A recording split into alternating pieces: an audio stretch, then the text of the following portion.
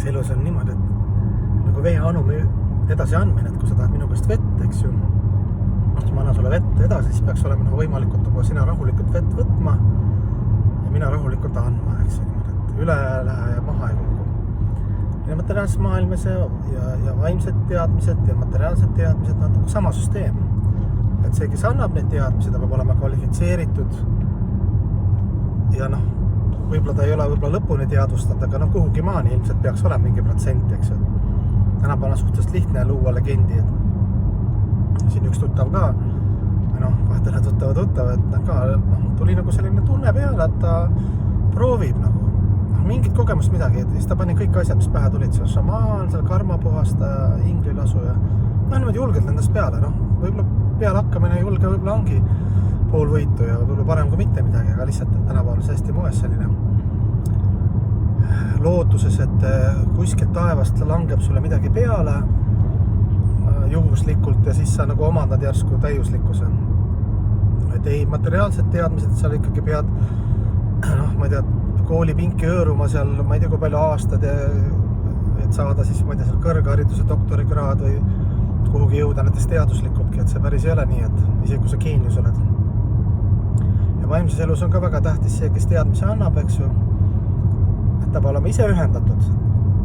läbi alandlikkuse ja õpilase meeleolu oma õpetajatega, siis see moodustub parampar õpetuste järjepidevus. Tuleb nagu muutumatuna alla, muidugi vastad ühele kohale tingimust annatakse need teadmised ja õpilasele ka, missugune õpilase meeleolu. Ja siis see õpilane ka, ta peab olema ka üks alandlik teenimise meeleolus, et siis sa annad talle nagu hea meelega teadmised edasi. Kui ta on selline, ma juba tean ja ma seda olen juba kuulnud ja siin sa ütlesid valesti, eks ju, kui ta sellises meeles on, siis nagu vähemalt transcendentaalse teadmisi nagu, sest see käib südamest, see on nagu armastusenergia, vaimsed teadmised hingest ja jumalast ja kuidas surmaseni tsüklist läbi pakti siis printsiibi tumaga püüdmatu sellise teenimise meeleolu, kuidas sealt välja siis saab, sest see ei olegi mingi niivõrd seotud religiooni või mingi müstitismiga, aga see tuleb välja, et hinge ja loomulik seisund. Olla kõige teener läbi alandliku sellise meeleolu. Ja pidada ennast kõikide õpilaseks suure elu ja jumala esindajate ja kõik elusolendid.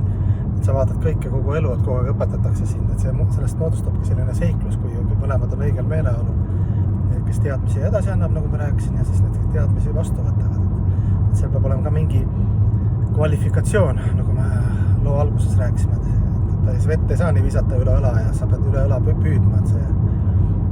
puhta vee edasi andmine peaks olema siis selline andja ja vastuvõtja siis rahus, austuses, keskendunult, tähelepanelikult võtab vastu, siis on tõenäoliselt sellest sama